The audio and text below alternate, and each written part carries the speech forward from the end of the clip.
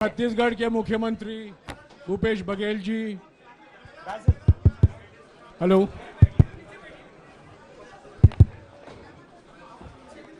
Doctor अभिषेक सिंघवी और हमारे संगठन के महामंत्री केसी वेणुगोपाल जी मौजूद हैं।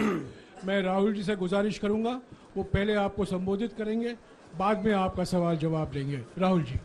नमस्कार। मैंने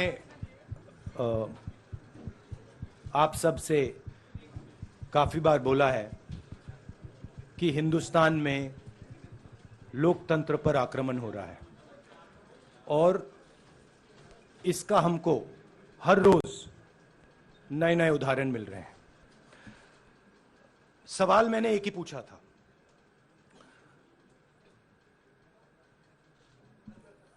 फाउंडेशन पे जाता हूं, अदानी जी की शेल कंपनीज हैं, अदानी जी की शेल कंपनीज हैं, उसमें 20,000 करोड़ रुपया किसी ने इन्वेस्ट किया। अदानी जी का पैसा नहीं है, अदानी जी का इंफ्रास्ट्रक्चर बिजनेस है, पैसा किसी और का है।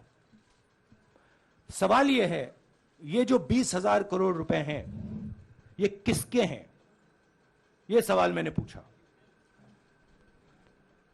मैंने पार्लियामेंट हाउस में प्रूफ देके, जो मीडिया रिपोर्ट से मैंने निकाला, अदानी जी और नरेंद्र मोदी जी के रिश्ते के बारे में डिटेल में बोला। रिश्ता नया नहीं है, रिश्ता पुराना है। जब नरेंद्र मोदी जी गुजरात के सीएम बने थे, तब से रिश्ता है और उसके बहुत सारे पब्लिक प्रूफ्स हैं। हवाई जहाज में मैंने फोटो दिखाई, नरेंद्र मोदी जी बड़े कंफर्ट में बैठे हुए थे अपने दोस्त, अपने मित्र के साथ। पार्लियामेंट में मैंने दिखाई। यह सवाल मैंने पूछा। फिर मेरी स्पीच को एक्सपंज किया गया। मैंने स्पीकर को डिटेल चिट्ठी लिखी, पॉइंट बाय पॉइंट, कि मैंने कहा कि एयरपोर्ट्स अदानी जी को रूल बदल के दिए गए हैं।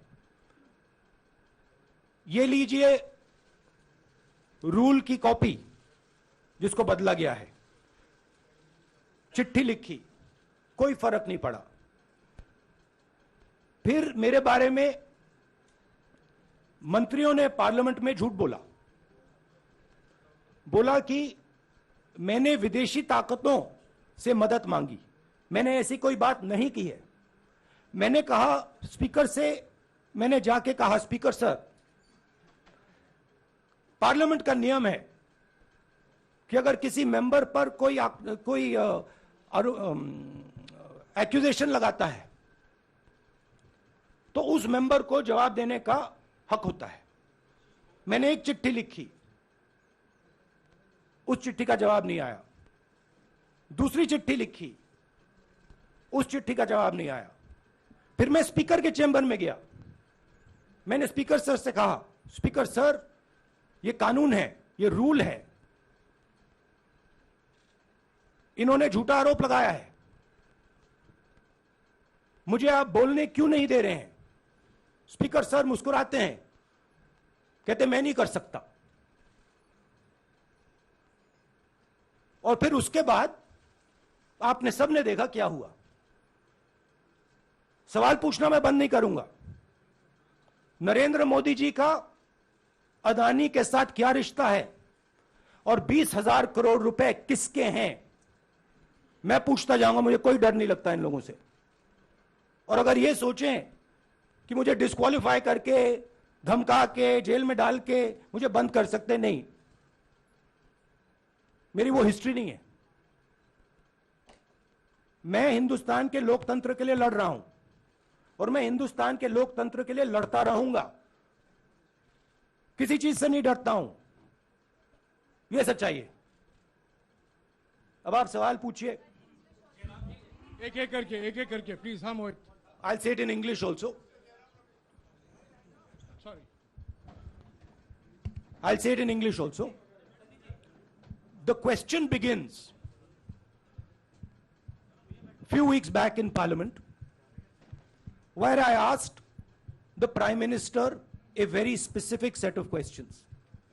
Question number one, 20,000 crore rupees or $3 billion are in shell companies owned by Mr. Adani. Mr. Adani could not have generated this money. He's an infrastructure business. Where did this money come from? Whose money is it? That was the first question.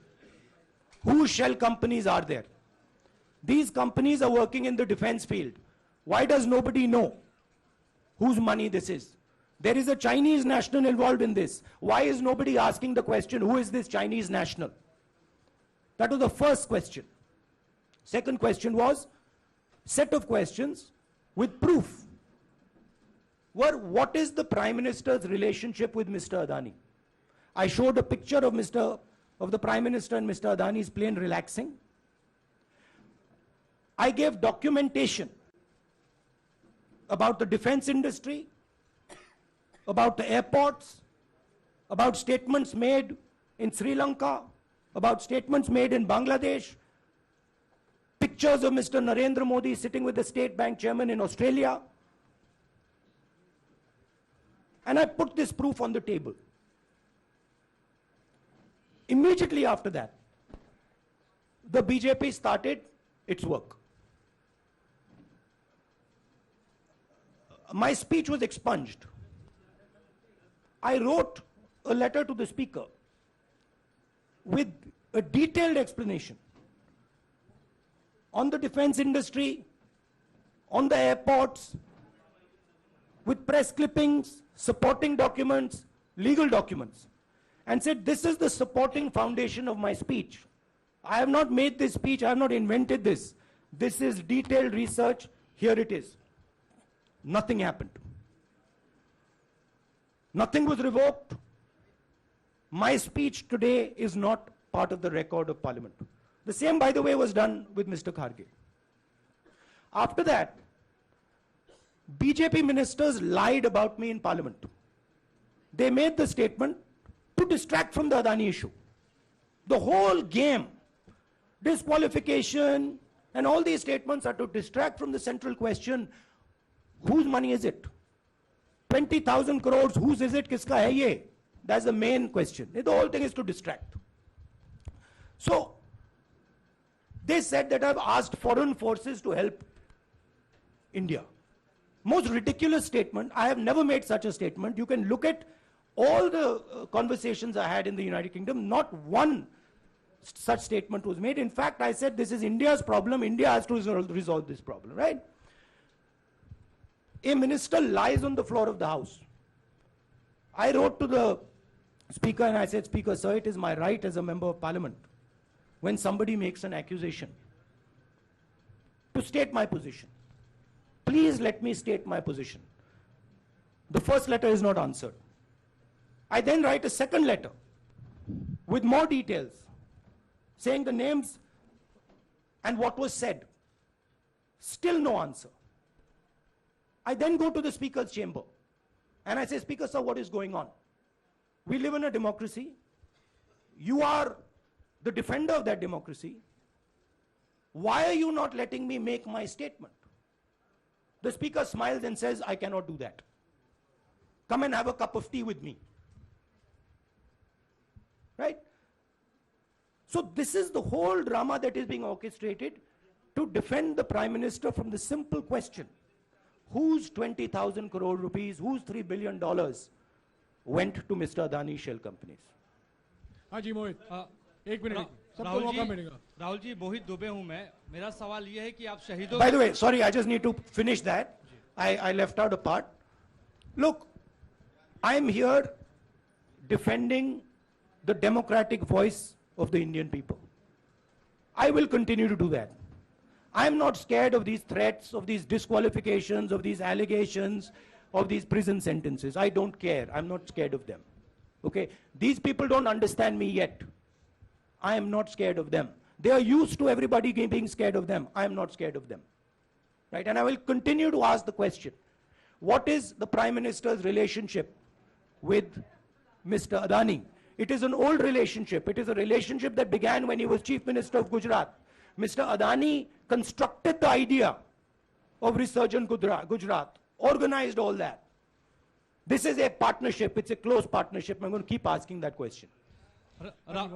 Rahul ji, मैं मोहित दुबे हूं। मेरा सवाल यह है कि आप शहीदों के परिवार से आते हैं, आपकी दादी भी डिस्क्वालीफाई हुई, जनता के बीच गई, आप सत्ता में वापस आए। आज के दौर में राहुल गांधी भी डिस्क्वालीफाई हो गए हैं क्योंकि तमाम आपने इश्यूज को उठाया, चीन के इश्यूज को उठाया। क्या राहुल गांधी भी जनता के बीच में जाएंगे और वही वापसी फिर से करेंगे? राहुल गांधी भारत जोड़ो यात्रा में 4.5 महीने जनता के बीच में रहेंगे और वो मेरा काम है, वो मैं करता जाऊंगा। हाँ जी, अनवर। आज के हिंदुस्तान में जो पहले राजनीतिक पार्टियों को सपोर्ट मिलती थी, मीडिया से मिलती थी, बाकी इंस्टीट्यूशन से मिलती थी, वो नहीं मिलती है। तो ऑपोजिशन की पार्टीज को एक ही रास्ता है, जनता के बीच में जाने का। हाँ जी, अनवर। सर, भारतीय जनता पार्टी ने आप पर ओबीसी समुदाय के अपमान का आरोप लगाया है, इस पर आप क्या जवाब देना चाहेंगे भारतीय जनता पार्टी को? मैं पिछले भारत जोड़ो यात्रा में, आप मेरी कोई भी स्पीच देख लीजिए, मैं वहां कह रहा हूं सब समाज एक हैं, सबको एक साथ चलना चाहिए, भाईचारा होना चाहिए, नफरत नहीं होनी चाहिए, हिंसा नहीं होनी चाहिए। तो मेरी पोजीशन बिल्कुल क्लियर है। ये ओबीसी का मामला नहीं है, ये नरेंद्र मोदी जी और अदानी जी के रिश्ते का मामला है। 20,000 करोड़ रुपए जो अदानी जी को पता नहीं कहां से मिले, उसके बारे में मैं सवाल पूछ रहा हूं और उसका जवाब चाहिए। बीजेपी ध्यान को भड़काने की कोशिश करती है, कभी ओबीसी की बात करेगी, कभी विदेश की बात करेगी, कभी कुछ और बात करेगी, कभी डिस्क्वालिफिकेशन की बात करेगी, मगर सवाल यही है 20,000 करोड़ रुपए, $3 बिलियन किसका था? संजय मिश्रा। और वो अदानी का पैसा नहीं हो सकता। Sanjay Mishra.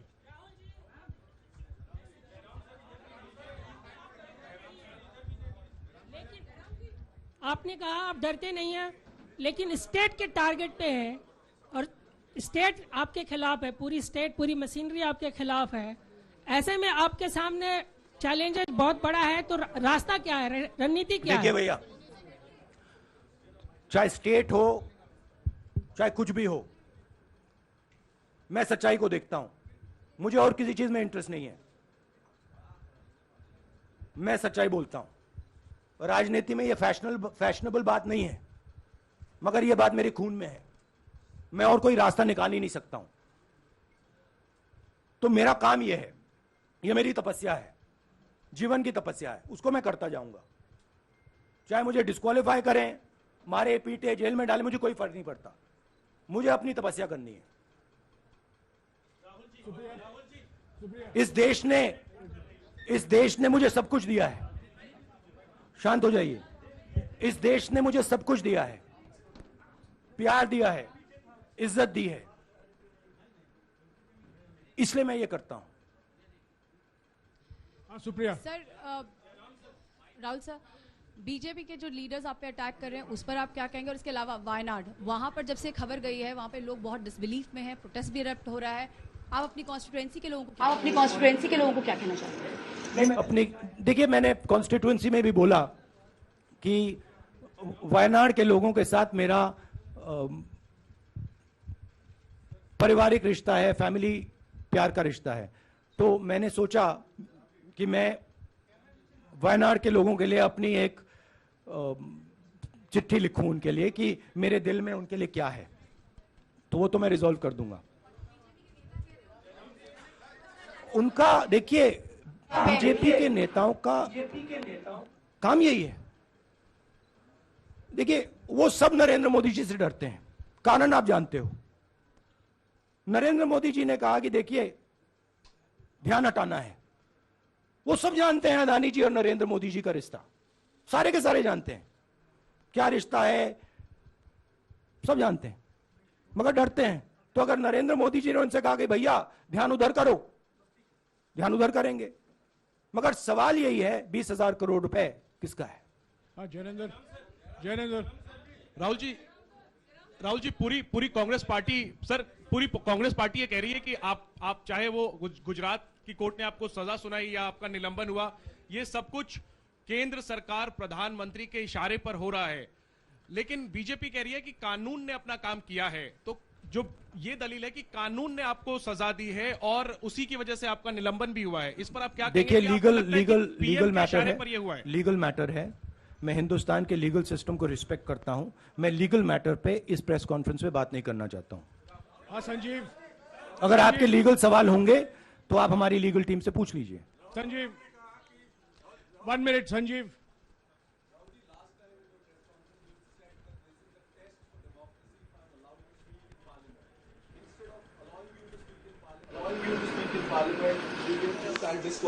No, look, please understand why I have been disqualified. I've been disqualified because the Prime Minister is scared of my next speech. He's scared of the next speech that is going to come on Adani, right? I've seen it in his eyes. So he's terrified of the next speech that is going to come, and they don't want that speech to be in Parliament. That's the issue. That is why, first the distraction, now the disqualification. Please don't be confused about this matter. There is a deep relationship between Narendra Modi ji and Mr. Adani. There is a question. 20,000 crore rupees have suddenly arrived in Mr. Adani's shell companies. Where has this money come from? Whose money is it? Some of these companies are defense companies. Why is the defense ministry not asking this question? Why is the defense ministry not asking the question? But please explain to us, whose money is this that is being spent on our drone development, that is being spent on our missile development, that is being spent on our ordnance production? Why is the defense ministry not asking this question? यही वजह है राहुल जी आपको बोलने का मौका नहीं मिला। राहुल जी हिंदी में, जयराम सर हिंदी में बात तो हुई, तो उसके बाद बहुत सारे ऐसे विपक्षी दल जो अभी तक कांग्रेस से दूरी बना के चलते थे, वो भी आपके समर्थन में आए। तो आपको क्या लगता है अब वो समय आ गया है जब सारे विपक्ष को एकजुट हो जाना चाहिए? मैं विपक्षी दलों का धन्यवाद करता हूं कि उन्होंने इस बात में हमारी सपोर्ट की और हम सब मिलके काम करेंगे। रंजीता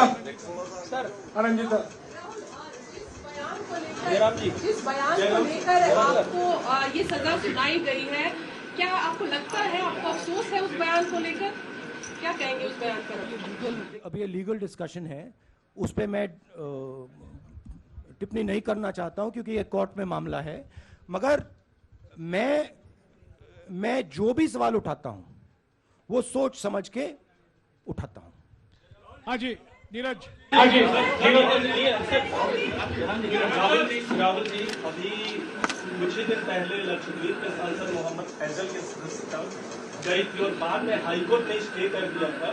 अभी उनकी मेंबरशिप रीइंस्टेट नहीं हुई है कि सुन लीजिए अभी उनकी सदस्यता रीइंस्टेट नहीं है, लेकिन चुनाव आयोग ने चुनाव की घोषणा करने के बाद उसे रोक दिया था। अगर ऊपरी अदालत से आपको स्टे मिलता है तो आपको उम्मीद है कि लोकसभा स्पीकर भी आपकी सदस्यता को बहाल कर देंगे।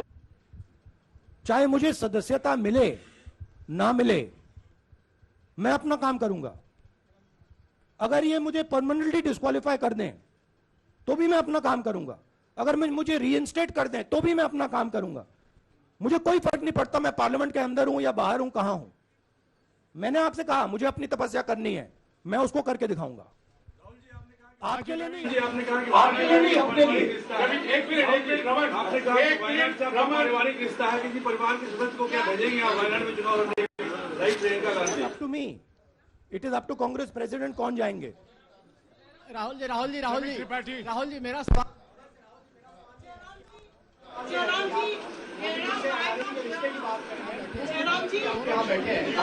से रिश्ता है, उनके साथ लेन देन का मामला, उसका कहा जाए धंधे का मामला है। लेकिन क्या धंधे का मामला क्या बात कर रहे हैं? ये धंधा रोकेंगे ये लोग? जिनके पास जो भी स्टेट का उनके साथ नाता है, जो भी बिजनेस चल रहा है, वो बिजनेस रोका जाएगा क्या? देखिए सिंपल सी बात है, आप डिस्ट्रैक्ट करने की कोशिश मत कीजिए। 20,000 करोड़ रुपए अदानी जी की शेल कंपनीज में कहां से आए? आप इंक्वायरी कीजिए। अगर बात निकली कि हमारे चीफ मिनिस्टर का पैसा है तो इनको जेल में डाल दीजिए। अगर बात निकली तो किसी और का पैसा है तो उसको जेल में डालिए। हाँ सिद्धार्थ सर, राहुल सर, एक मिनट तंत्र को समझिए। ये जो पैनिक रिएक्शन इन्होंने किया है नरेंद्र मोदी जी ने, इससे सबसे ज्यादा फायदा मिलेगा विपक्ष को।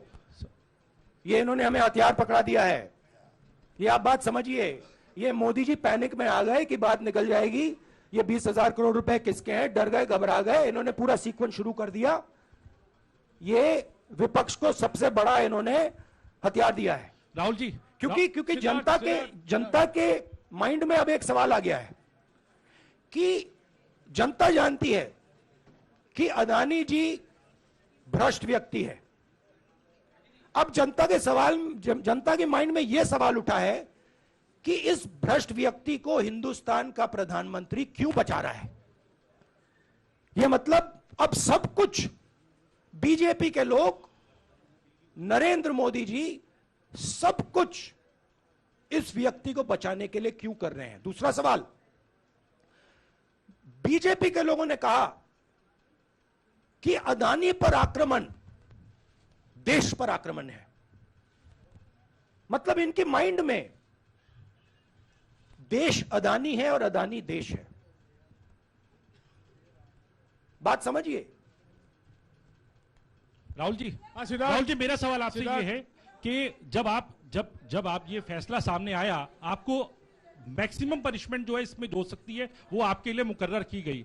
इस बीच कई लोगों ने ये भी कहा, आपके पार्टी के भी एक सांसद ने कहा कि कम से कम जज को ये देखना चाहिए था कि सामने जो शख्स है वो एक गांधी परिवार से आता है। इस पर आप क्या कहेंगे? और आपको लगता है मैक्सिमम पनिशमेंट जो है आपके केस में, मैक्सिमम पनिशमेंट आपके लिए मुकर्रर की गई, क्या आपको इसके पीछे क्या कहना है आपका? वही मैंने कहा, अगर डिस्ट्रैक्शन करना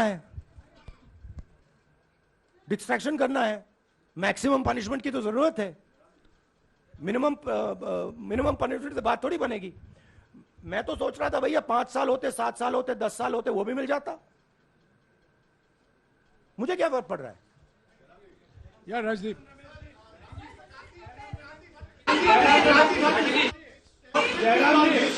राजस्थान से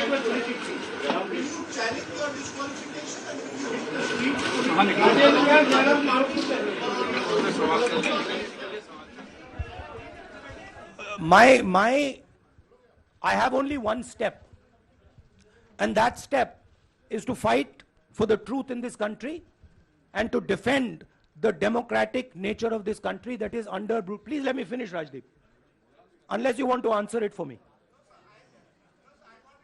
You do that also sometimes. Yeah. So my job, as I see it, is to defend the democratic nature of this country. And I will do whatever I have to do to defend the democratic nature of this country. What does that mean? That means defending the institutions of this country. That means defending the voice of the poor people of this country. That means telling the people of this country the truth about people like Mr. Adani, who are basically exploiting the relationship they have with the Prime Minister. Yeah, Pallavi, please 1 second. Let's go. Look, these are legal matters. It makes me no difference. I told them, it makes me no difference if I'm disqualified, not qualified, whatever. It makes me no difference. Disqualify me for life. Put me inside jail. I will keep going. I will not stop. Mr. Gandhi, Yeah, Mr. Pallavi. Gandhi, 2 things here. One, are you worried or apprehensive about the political relevance of, say, the opposition and the Congress Do I look party worried post? to you? One. Second, Do I look worried to you? I'm excited. I'm happy that these people have given me the best gift they could give me. And second, Mr. Gandhi, is that BJP's reaction since yesterday is that if you hadn't torn the ordinance then perhaps you wouldn't be facing the law today. Your response to that? My response to that is that when somebody is guilty of something, they want to distract everybody's attention. Right? If you catch a thief, the first thing he says is, I didn't do it. The second thing he says, Look there, look there, look there, look there, right? That's what the BJP is doing. We have caught 20,000 crore rupees entering Mr. Adani's companies. Nobody knows whose money that is. That money cannot be Mr. Adani's money. He does not generate this type of money. So that money has come from someone. All this, OBC, disqualification, anti-national, all this is to distract from the panic that the Prime Minister is feeling. That his relationship with Mr. Adani is going to be exposed. Let me tell you, that relationship is going to be exposed. Nobody is going to stop that. It is going to happen. Because the opposition is going to press this thing until we find the answer. हाँ रवि सिसोदिया जी को दे दो। राहुल जी जो judgement आया उसको लेकर BJP ने उसको किया है कि आपने ओबीसी का अपमान किया, पूरे देश में प्रेस कॉन्फ्रेंस करने की तैयारी कर रहे हैं कि आपने ओबीसी का अपमान किया था। भैया देखिए, पहला आपका अटेम्प्ट वहां से आया, दूसरा आपका अटेम्प्ट यहां से आया, तीसरा आपका अटेम्प्ट यहां से आया। आप इतनी डायरेक्टली बीजेपी के लिए क्यों काम कर रहे हो? थोड़ी डिस्कशन से करो यार, थोड़ा घूम घाम के पूछो। क्या आपको ऑर्डर दिया है क्या? देखो मुस्कुरा रहे हैं। घूम घाम, मैं आपको उदाहरण देता हूं। आप थोड़ा घूम घाम के निकाल नुकुल के बोलो। देखो ऐसे बोलो पहले, राहुल जी, हाँ तो please if you want to work for the BJP, then bring a BJP flag symbol here and put it on your chest. Then I'll answer you the same way I answer them. Don't pretend to be a pressman. Vikrant, Rahul ji हवा निकल गई। Rahul ji, BJP के लोग बार बार ये बात कहते हैं कि आपने जब विदेश में जाके भाषण दिया तो उन्होंने कहा माफी मांग लेते। अभी कहा कि कोर्ट में आपसे कहा कि आप माफी मांग लेते। तो जब ये लोग कहते हैं राहुल गांधी माफी मांग लेते, तो राहुल गांधी क्या सोचते हैं? राहुल गांधी सोचता है मेरा नाम सावरकर नहीं है, मेरा नाम गांधी है। गांधी किसी से माफी नहीं मांगता। और मैंने कहा, पार्लियामेंट हाउस में कहा कि भैया मुझे बोलने दीजिए ना, एक बार तो बोलने दीजिए। 2 बार चिट्ठी लिखी, तीसरी बार मैं पर्सनली स्पीकर से जाके कहता हूं, स्पीकर सर प्लीज, आप डेमोक्रेसी के लोकतंत्र के आप प्रोटेक्टर हैं, मुझे बोलने दीजिए। मुस्कुरा के कहते हैं भैया मैं तो नहीं कर सकता। आप नहीं कर सकते तो कौन कर सकता है? शायद मुझे जाके मोदी जी से पूछना पड़े, वो तो करने नहीं देंगे। तो मेरा जो पॉइंट है, इस देश में लोकतंत्र खत्म हो गया है। इस देश के लोग जो इनके दिल में है, हमारे दिल में है, बोल नहीं सकते हैं। इस देश के इंस्टीट्यूशन पर आक्रमण हो रहा है। और उस आक्रमण का मैकेनिज्म क्या है? उस आक्रमण का मैकेनिज्म नरेंद्र मोदी जी और अदानी जी का रिश्ता है, वो फाउंडेशन है। मैं नरेंद्र मोदी जी पर सवाल नहीं पूछ रहा हूं, मैं अदानी जी पर सवाल पूछ रहा हूं। बीजेपी अदानी जी को क्यों प्रोटेक्ट कर रही है? आप नरेंद्र मोदी जी को प्रोटेक्ट कीजिए। मैं अदानी जी पे पूछ रहा हूं, आप अदानी जी को क्यों प्रोटेक्ट कर रहे हो? आप इसलिए अदानी जी को प्रोटेक्ट कर रहे हो क्योंकि आप ही अदानी हो। Thank you.